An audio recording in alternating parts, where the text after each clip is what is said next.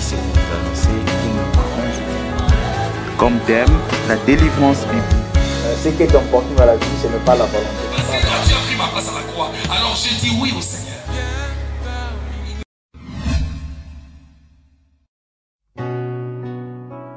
Jésus, parlant aux croyants de l'époque, leur a rappelé qu'ils étaient non seulement seuls de la terre, mais aussi ils étaient lumière du monde. 1 Pierre chapitre 1er verset 15 dit, puisque celui qui vous a appelé saint, soyez saints dans toute votre conduite.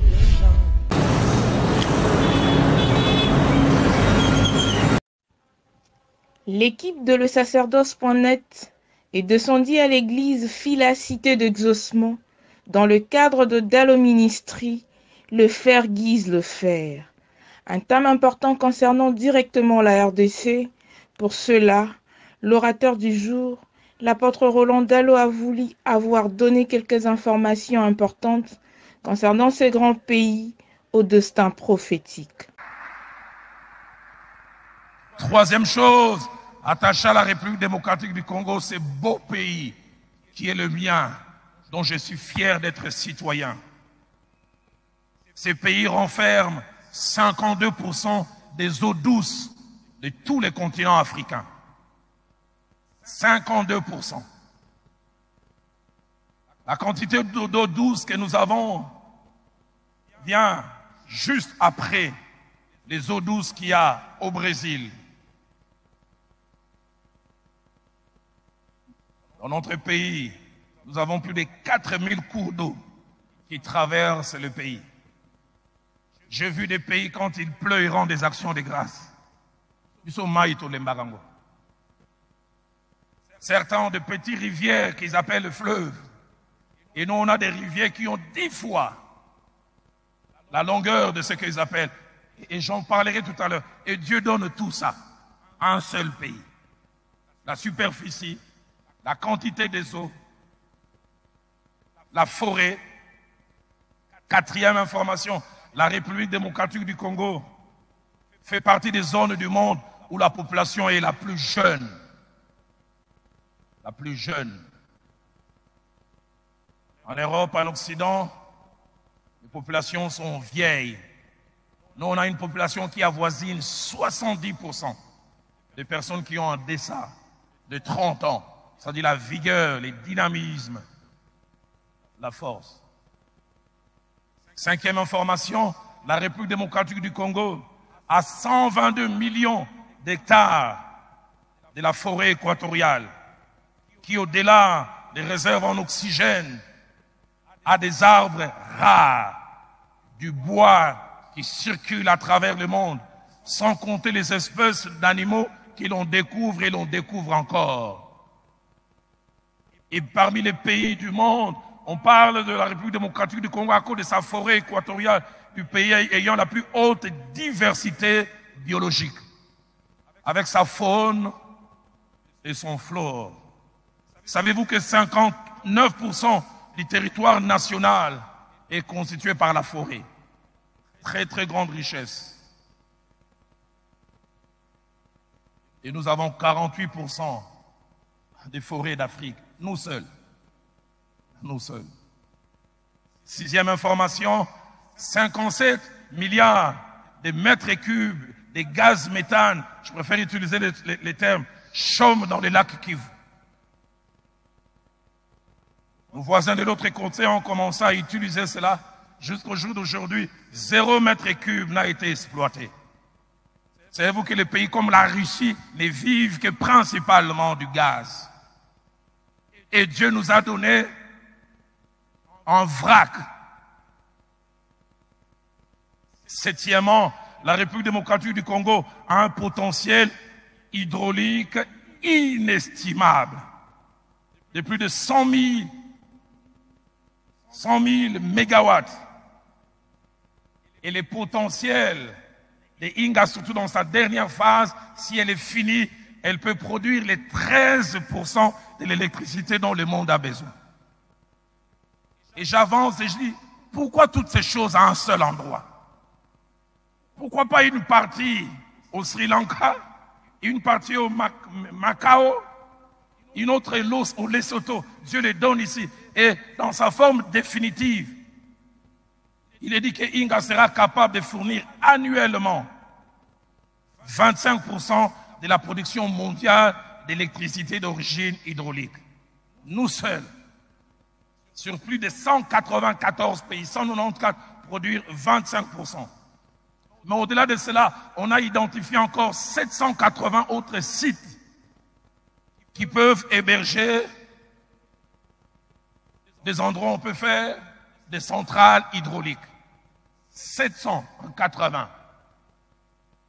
Huitième information, notre fleuve, long de 4700 km, est le deuxième du monde par l'étendue de son bassin et par son débit à partir de l'embouchure. J'insiste sur ces choses. Ça peut vous fatiguer, mais ce jour, j'aimerais vraiment vous fatiguer. Afin que vous puissiez savoir qui nous sommes. Et je prie même à la fin, comme les Quinois, vous puissiez me dire, au fond, le biseau mémoire. Hein? Neuvième information, notre fleuve contient plus de 800 espèces de poissons. Je suis allé une fois à Mandaka, j'ai vu des poissons là. Gros comme ça. Je viens de Kisangani, j'ai été du côté de Wagenia. Vous voyez des poissons, vous dites waouh. Quand vous arrivez à Kalemi, vous voyez le petit Ndakala, majestueux. Vous arrivez du côté de Koloese et vous mangez l'un des poissons que j'aime quand j'arrive au Katanga à Kapolowe. Oh, si vous arrivez là-bas, goûtez ça.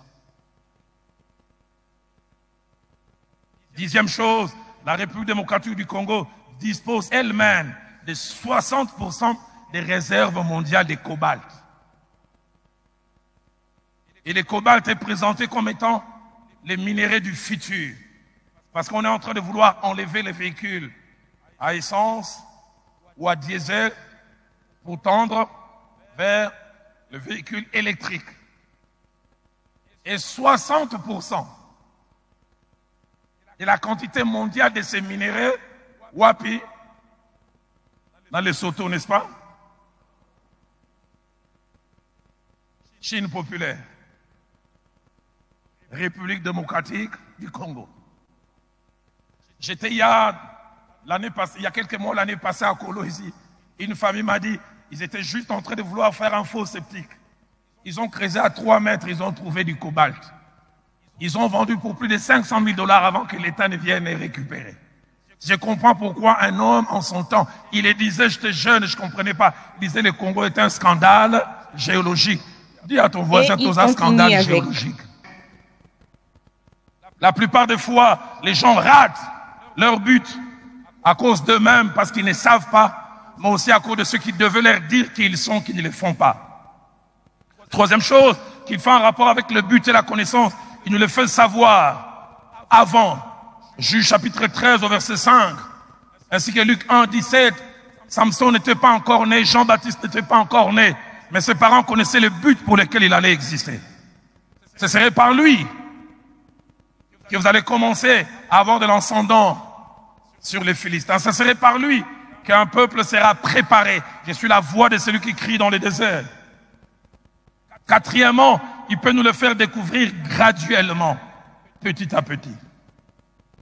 Tout ça, ça faisait partie de la troisième chose. Quatrième, l'ignorance d'un but est non seulement nocif, mais dangereux.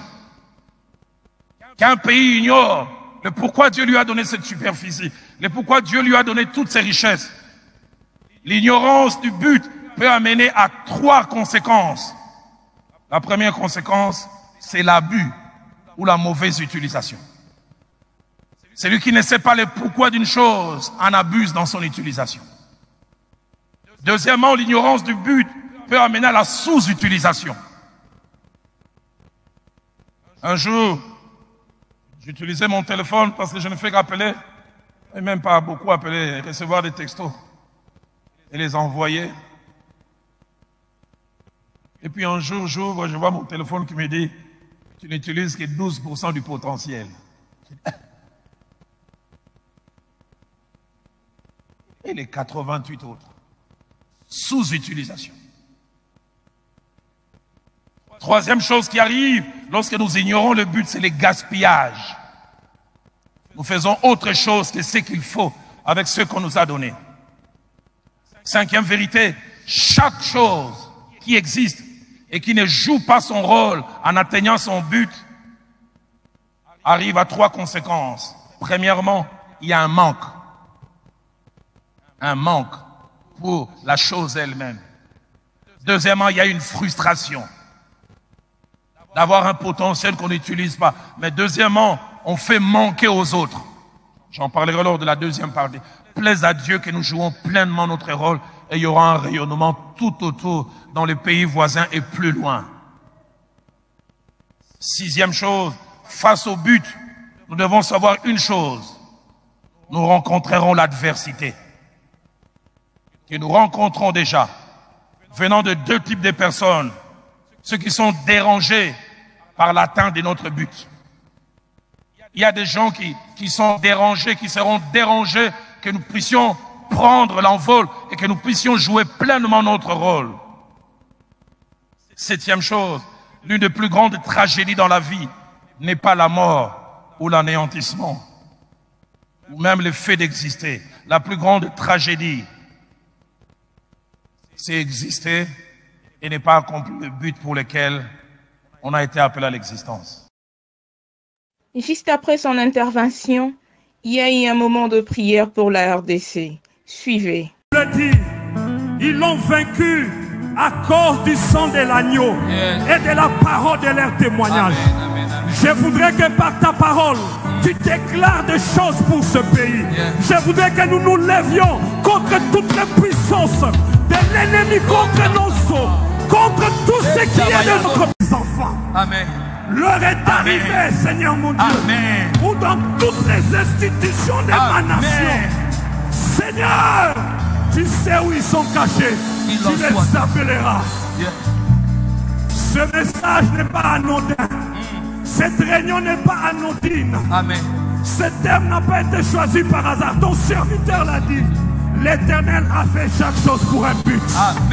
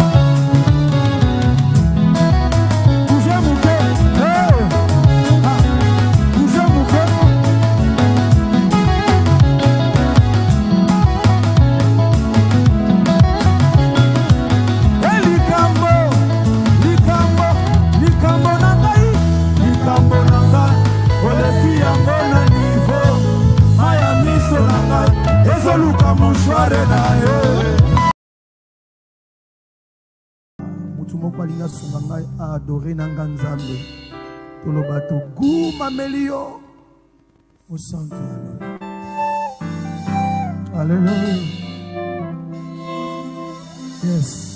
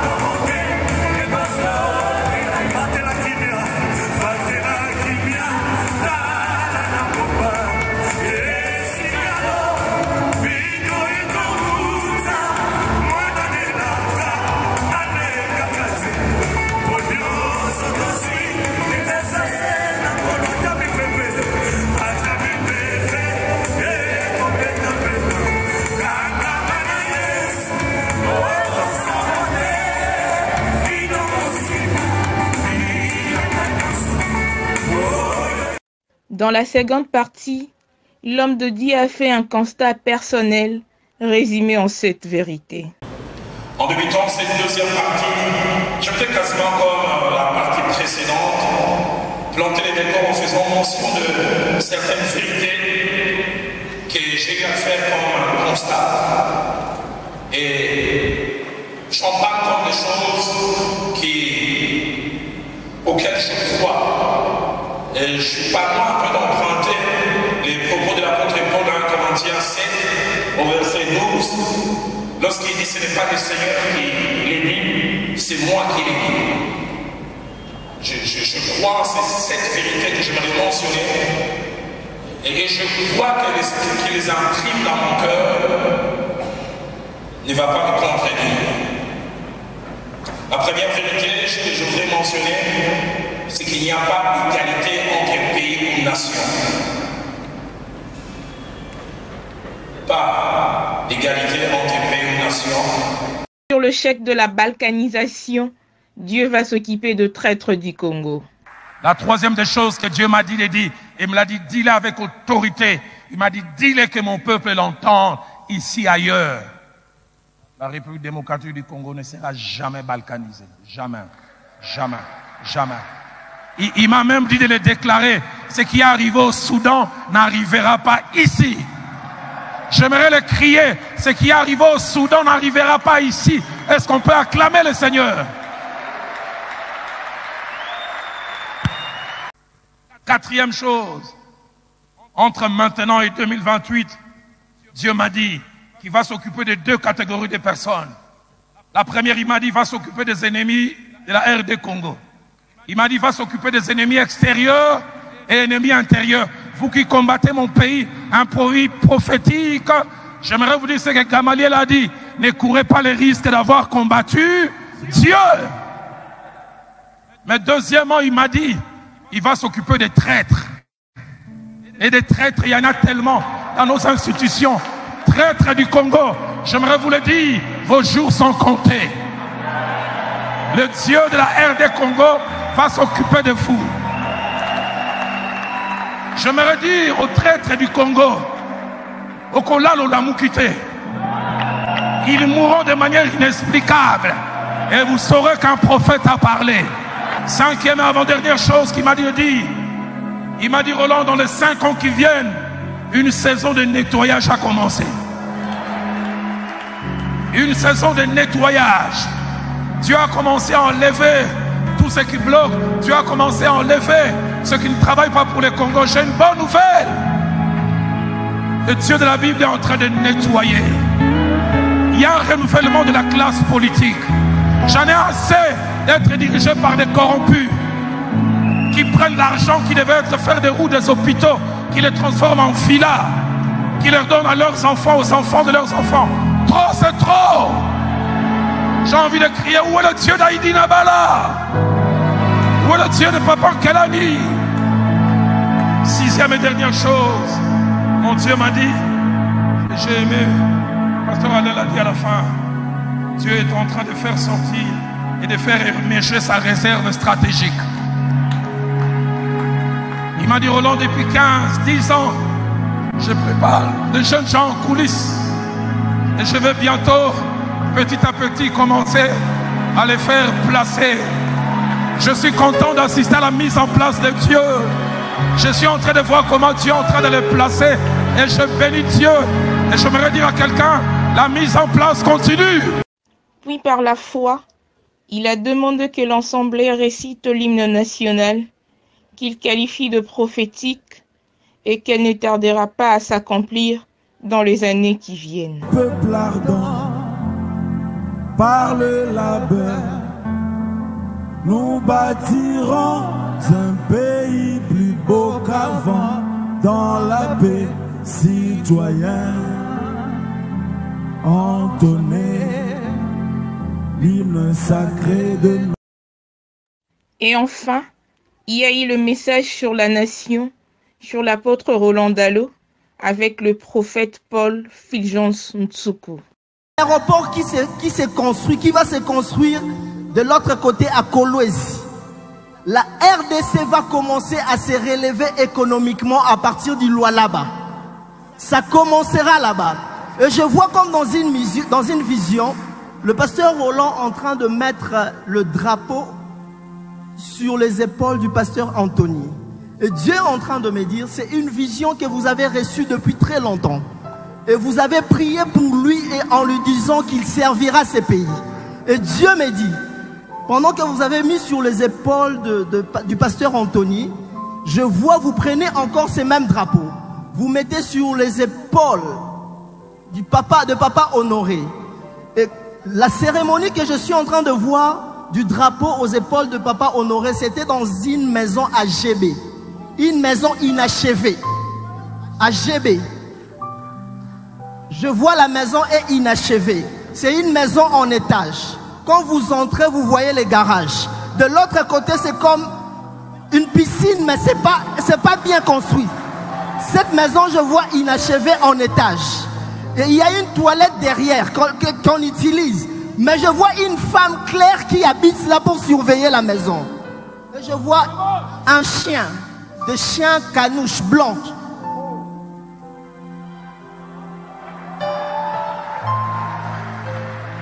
Et je vois le pasteur prier pour vous avec le drapeau de la RDC. Dieu me dit, préparez-vous. Dieu est en train de vous préparer. Préparez-vous, Dieu est en train de vous préparer. Il y a quelques années, vous avez prêché quelque part et la première dame avait suivi votre prédication. Pas à Kinshasa, en Belgique. Dieu se souvient de vous. Et je vois Dieu vous élever politiquement dans ces pays. Et je vois aussi le pasteur Anthony. Je vois vous deux, vous avez le drapeau de la RDC sur vos épaules. Et au moment que je parle, le Seigneur est en train de me dire, il y a exactement 10 jours, maman Nathalie a reçu un coup de fil d'une femme qui a porté un projet qui a trait à l'aération, à la climatisation.